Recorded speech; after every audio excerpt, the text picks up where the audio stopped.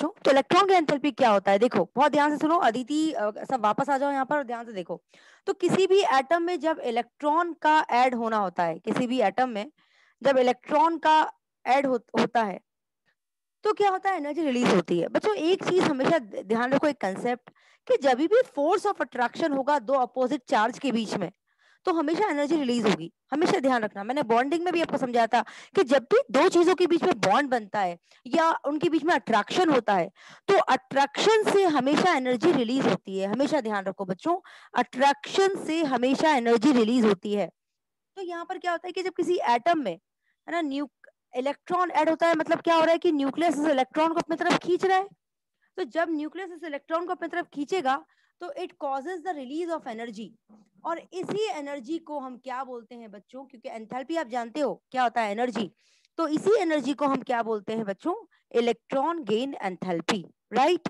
Electron gain होने में, है ना, जब कोई भी एटम इलेक्ट्रॉन गेन करता है तो उसका न्यूक्लियस उस इलेक्ट्रॉन को होल्ड करता है, पकड़ता है।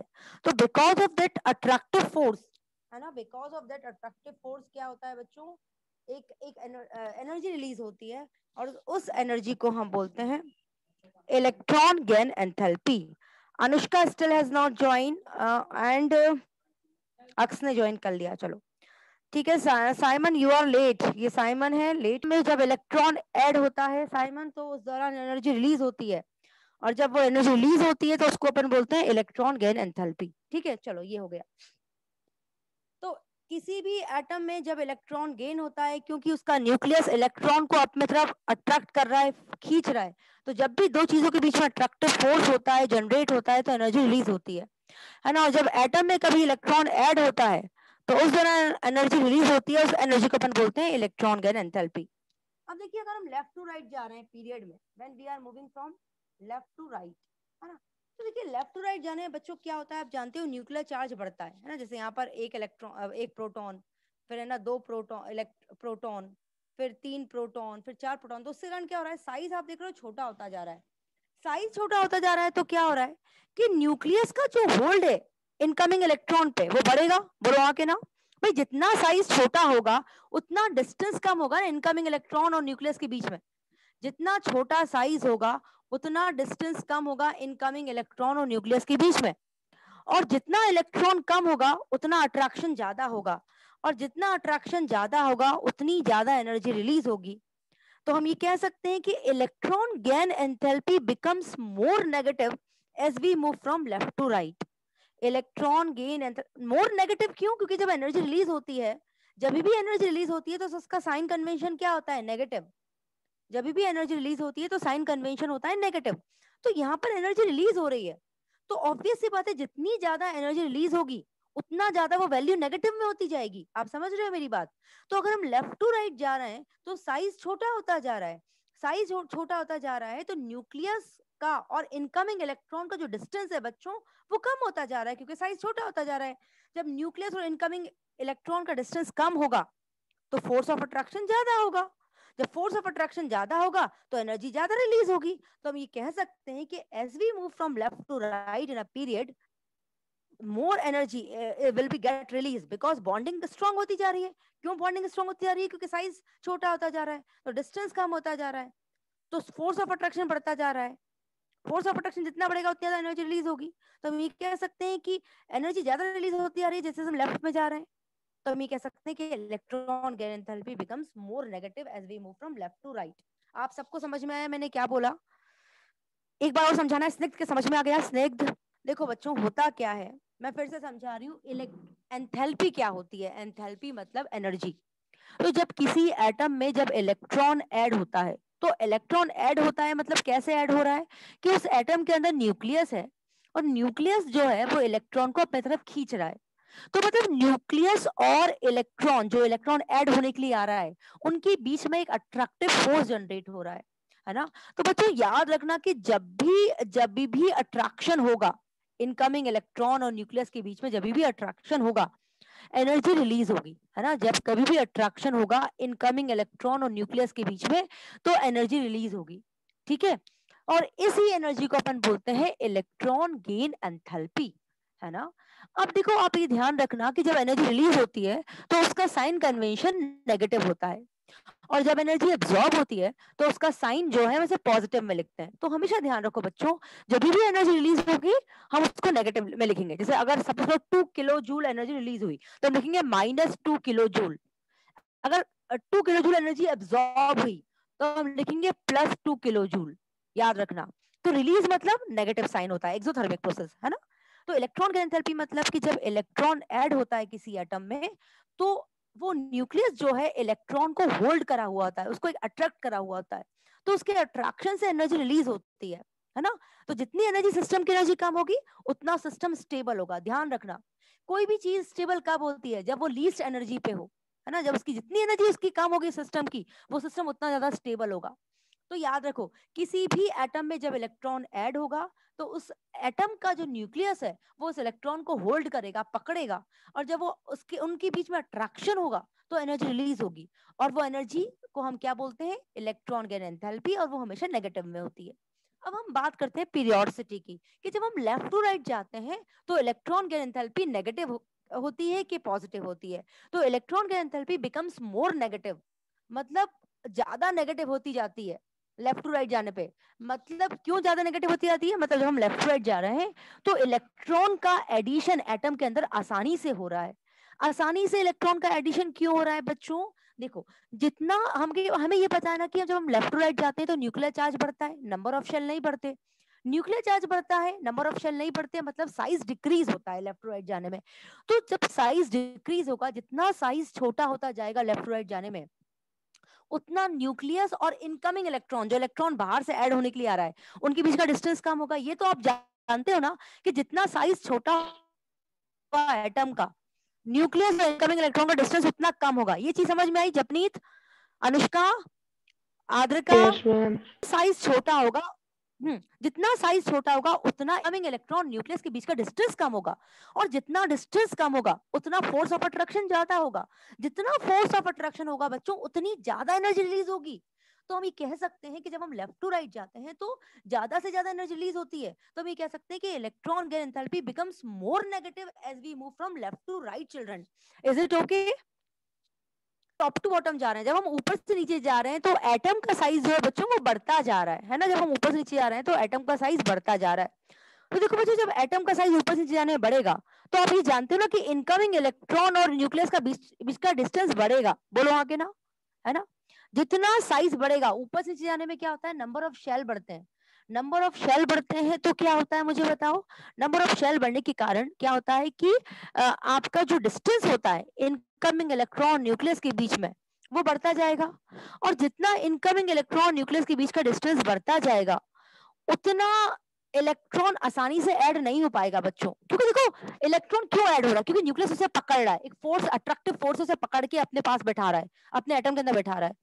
अब देखो, जितना साइज बढ़ेगा एटम का, उतना इनकमिंग इलेक्ट्रॉन और न्यूक्लियस के बीच का डिस्टेंस भी बढ़ेगा, बढ़ेगा ना। तो अगर इनकमिंग इलेक्ट्रॉन न्यूक्लियस के बीच का डिस्टेंस बढ़ेगा तो फोर्स ऑफ अट्रैक्शन कम होगा बच्चों। बोलो हाँ के ना। और जितना फोर्स ऑफ अट्रैक्शन कम होगा उतनी कम एनर्जी रिलीज होगी। तो हम ये कह सकते हैं कि when we move from top to bottom in a group, the electron gain enthalpy become less negative. कम एनर्जी रिलीज हो रही है मतलब लेस नेगेटिव। तो जितना एटम का साइज बढ़ेगा उतना इनकमिंग इलेक्ट्रॉन और न्यूक्लियस के बीच का डिस्टेंस भी बढ़ेगा। तो फोर्स ऑफ अट्रैक्शन उनका उतना ही कम होता जाएगा ऊपर से नीचे जाने में। तो जितना फोर्स ऑफ अट्रैक्शन कम होगा उतनी एनर्जी कम रिलीज होगी।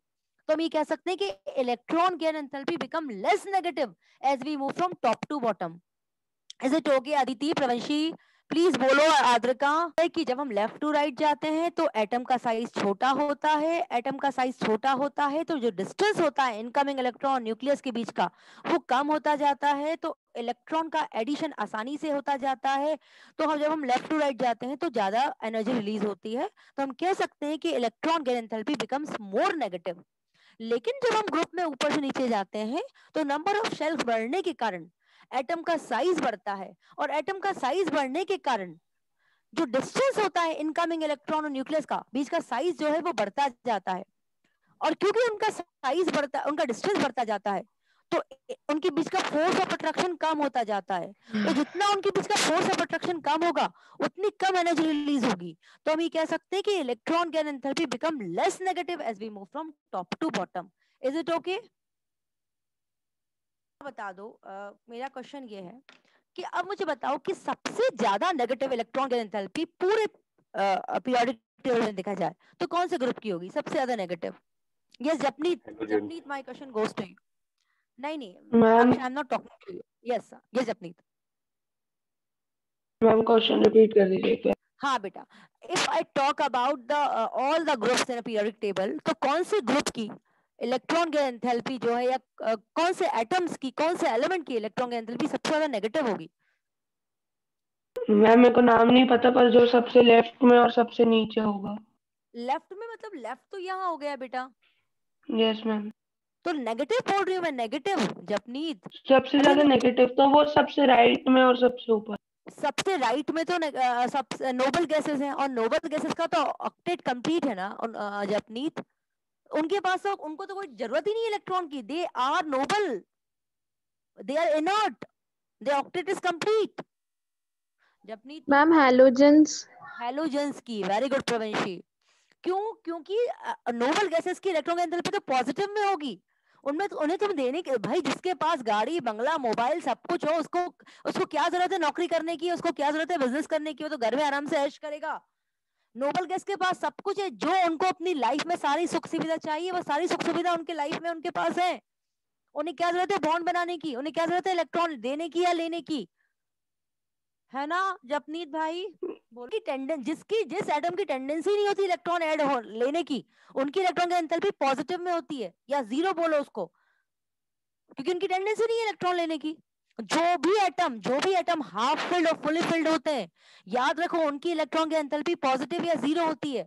जैसे आप बेरिलियम देख लो, जैसे आप नाइट्रोजन देख लो, है ना, जैसे आप क्या देखो, सारे नोबल गैसेस देख लो, जैसे आप मैग्नीशियम देख लो। ये जो नोबल गैसेस या ऐसे एटम्स जिनकी सूडो नोबल गैस कॉन्फ़िगरेशन है ना, तो ऐसे एटम की टेंडेंसी नहीं होती इलेक्ट्रॉन ऐड लेने की, तो इनकी इलेक्ट्रॉन की एंथैल्पी हमेशा पॉजिटिव में होगी। Is it okay? प्रवंशी ने सही बताया कि सबसे ज्यादा नेगेटिव होगी हैलोजेंस की। अब तुम्हें क्वेश्चन ये पूछते हैं कि why the halogens have highly negative electron gain enthalpy, तो इसका आंसर कैसे लिखोगे? अगेन अक्ष आंसर नहीं देगा ना अक्ष देगा, दोनों ही देंगे ना, अक्ष देगा ना अक्ष देगा इसका आंसर। इसका आंसर कौन देगी? अदिति देगी। अदिति आजकल बहुत शांत रहने लगी है। अदिति, अगर क्वेश्चन ये पूछते हैं कि why halogen have the highest negative electron gain enthalpy, तो अदिति इसका आंसर कैसे दोगी? क्योंकि ये क्वेश्चन बहुत इंपॉर्टेंट है Aditi, definitely they will ask you in the examination. So how you will give the answer of this question?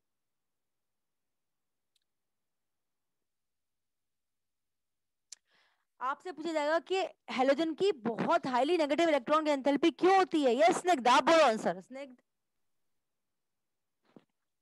Okay ma'am मैं जपनीत।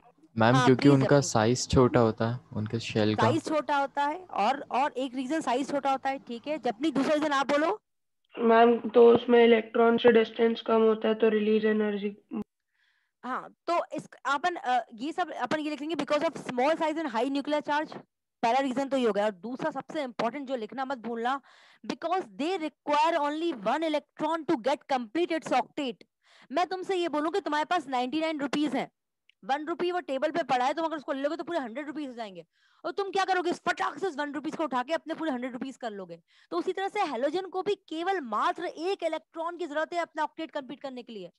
तो because they require only one electron to get complete their octet, halogen have very high negative electron gain enthalpy। तो बच्चों इसके आप दो reason लिखोगे, due to small size high nuclear charge, पहला reason, और दूसरा रीजन क्या लिखोगे? Because they require only one electron to get complete their octet. और ये क्वेश्चन आप सबको आएगा, it's very important children, why halogens have highest negative electron gain enthalpy. ठीक है, तो आप लिखोगे halogen have configuration NH2 NP5 and they require only one electron to get complete their octet. केवल मात्र एक इलेक्ट्रॉन की जरूरत है उनको अपना ऑक्टेट कंप्लीट करने के लिए। And also due to small size and high nuclear charge they have highly negative electron gain enthalpy। Is it okay Japneet?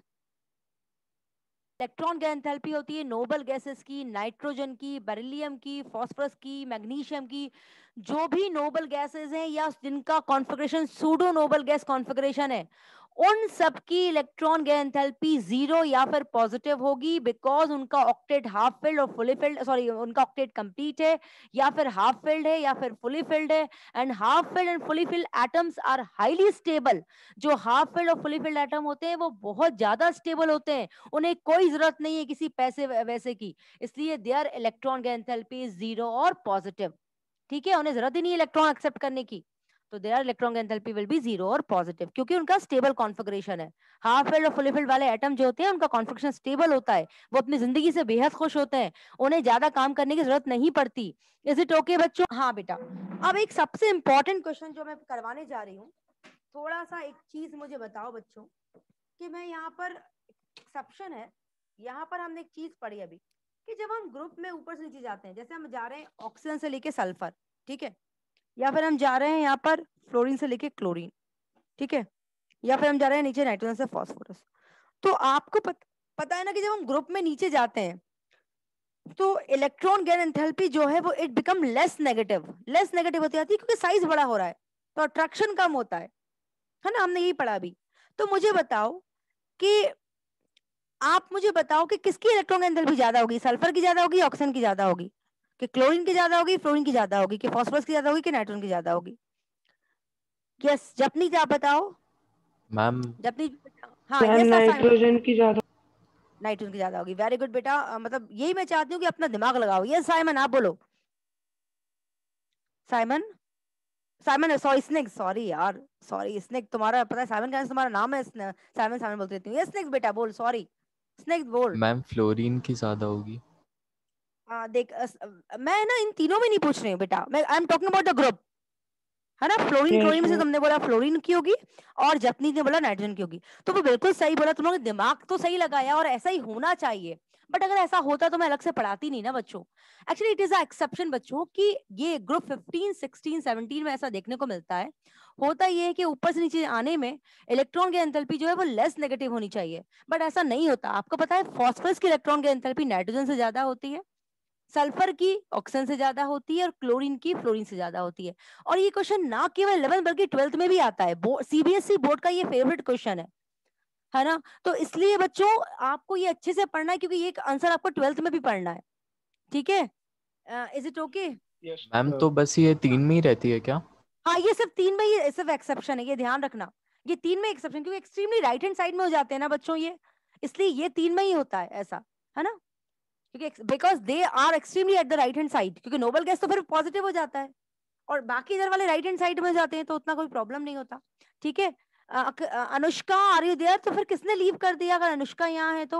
जो होता ये है, अब बहुत ध्यान से सुनना क्योंकि क्वेश्चन 12th में भी आएगा, हर साल देता है सीबीएसई, पता नहीं क्यों। चलो देखो होता ये है बच्चों कि देखो अगर मैं जैसे नाइट्रोजन फास्फोरस तो हाफ फिल्ड है, तो इनके बारे में नहीं पूछते वो जनरली, वो पूछते हैं हाफ फिल्ड क्योंकि वैसे ही स्टेबल होता है, तो उनकी इलेक्ट्रॉन एंथैल्पी तो वैसे भी बहुत मतलब पॉजिटिव में ही होती है। तो जनरली वो ऑक्सीजन सल्फर के बारे में पूछते हैं और क्लोरीन फ्लोरीन के बारे में पूछते हैं, इन लोग के बारे में पूछते हैं, ठीक है। तो बहुत ध्यान से सुनना क्योंकि तुम लोग को अभी हाफ एली में क्वेश्चन आएगा, मैंने एक क्वेश्चन लीक कर दिया है, सुनो मेरी बात। होता ये है बच्चों कि जब हम ऊपर से नीचे जाते हैं, है ना, इस केस में जैसे ऑक्सीजन से हम सल्फर में गए, अब ऑक्सीजन में क्या था कि ऑक्सीजन में जो 2p था, है ना, आपका सेकंड शेल का जो 2p था वो बहुत छोटा है। तो अब तो मुझे बताया कि 2p जो है वो सेकंड शेल जो है, अभी 8 इलेक्ट्रॉन होते हैं इसमें, तो उसका कॉन्फिगरेशन होता है 2 और 6, ठीक है। मतलब सेकंड शेल जो है तुम्हारा, इसमें पूरे के पूरे इलेक्ट्रॉन भरे हुए हैं, ठीक है ना। क्या होता है कॉन्फिगरेशन? 1s2 2s2 2p4, ये कॉन्फिगरेशन होता है ना।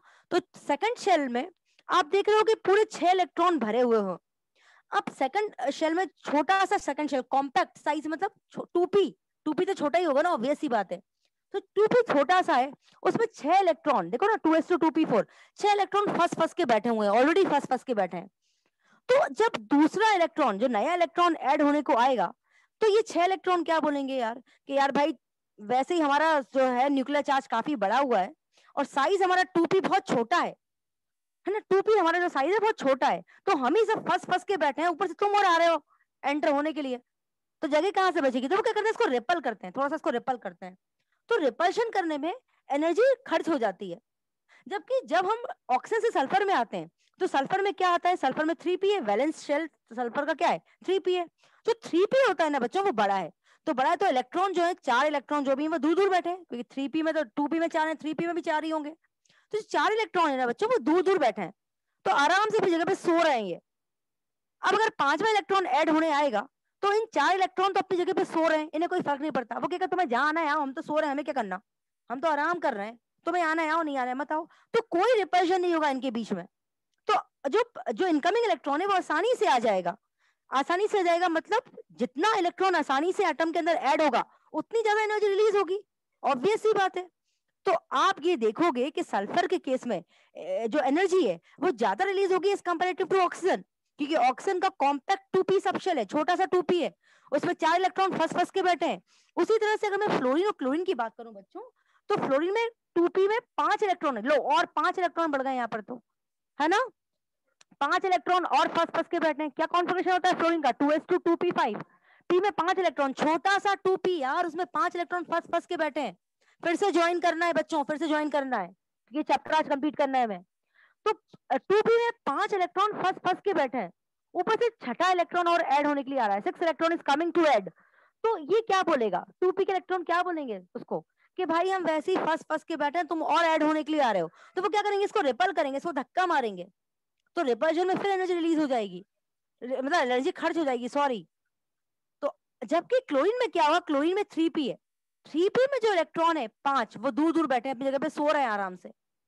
तो अब जब नेक्स्ट इलेक्ट्रॉन ऐड होने को आएगा तो जो इलेक्ट्रॉन ऑलरेडी 3p में है उनको बोलेंगे, वो कहेंगे हमें कोई फर्क नहीं पड़ता, तुम्हें आना है तो तुम आ जाओ, हमारे पास तो बहुत जगह है, हम तो सो रहे हैं अपनी जगह पे आराम से। तो इलेक्ट्रॉन आसानी से ऐड हो जाएगा, तो कोई रिपल्शन नहीं होगा। तो जितना आसानी से इलेक्ट्रॉन ऐड होगा उतनी ज्यादा एनर्जी रिलीज होगी।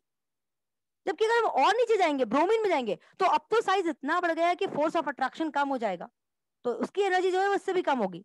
तो सबसे ज्यादा नेगेटिव किसकी होगी, क्लोरीन की पूरे ग्रुप में। सबसे ज्यादा नेगेटिव किसकी होगी पूरे ग्रुप में, सल्फर की। समझ में आया या नहीं आया, इतना बता दो बस। Yes ma'am. क्या है, अगर मैं बात करूं ऑक्सीजन और सल्फर की, पहले बात करूं तो देखो ऑक्सीजन में क्या है कि 2p में इलेक्ट्रॉन ऐड होगा, है ना, वैलेंस शेल तो 2p है ना। तो 2p में जब इलेक्ट्रॉन ऐड होगा तो 2p में ऑलरेडी छोटा सा 2p है, कॉम्पैक्ट 2p है, छोटा सा है, उसमें ऑलरेडी 4 इलेक्ट्रॉन फंस फंस के बैठे हैं बेटा।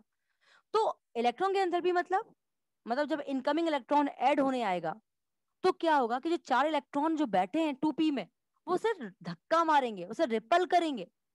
तो जब रिपल करेंगे तो एनर्जी, वो इलेक्ट्रॉन का एडिशन आसानी से नहीं होगा, उसके एडिशन में एनर्जी लगानी पड़ेगी, समझ रहे हो, मतलब एनर्जी रिलीज होगी ऐड होने के बाद, बट बहुत सारी एनर्जी यूज हो जाएगी उसके रिपल्शन को वो करने में, रिपल्शन को हटाने में बहुत सारी एनर्जी यूज हो जाएगी।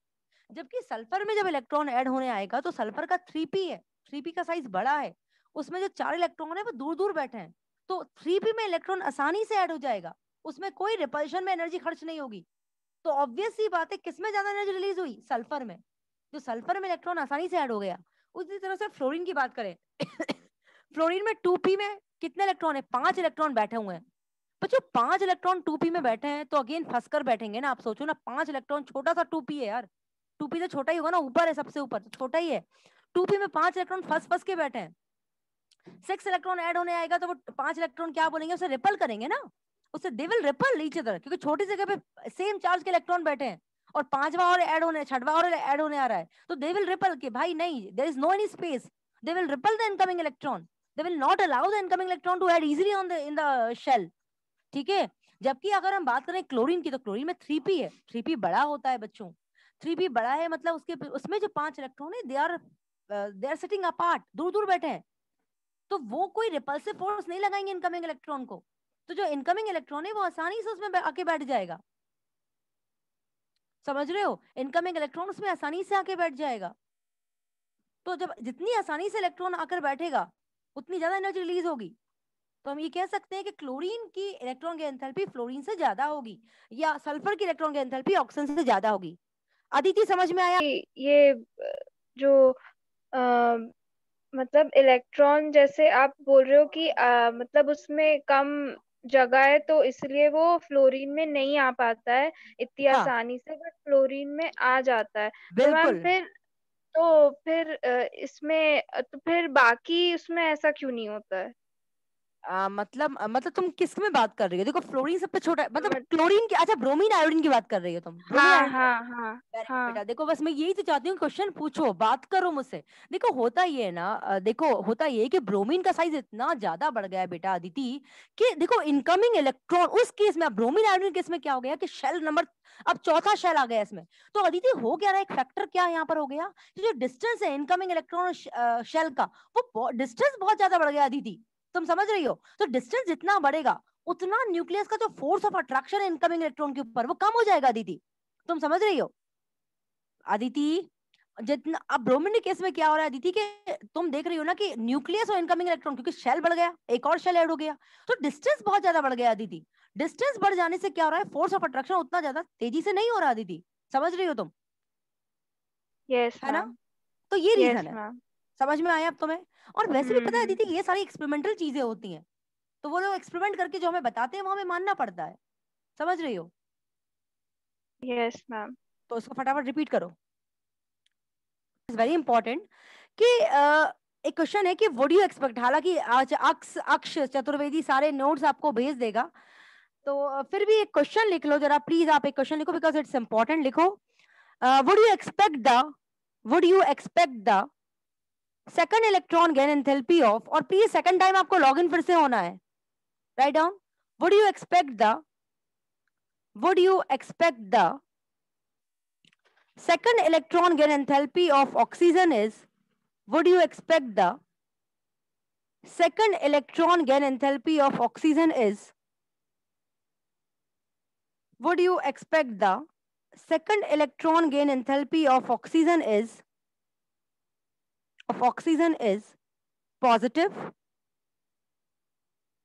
positive, more negative,